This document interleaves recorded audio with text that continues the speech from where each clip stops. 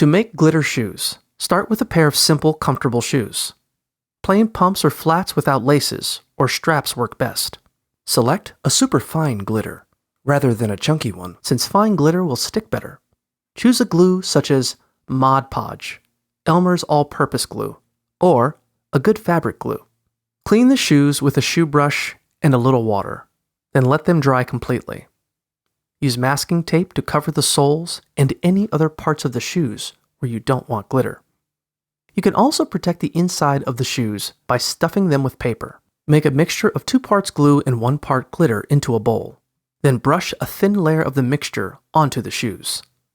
Apply a second layer after the first coat is dry.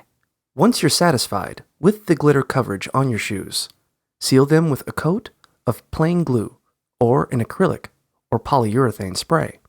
Let the shoes dry overnight, then remove the masking tape.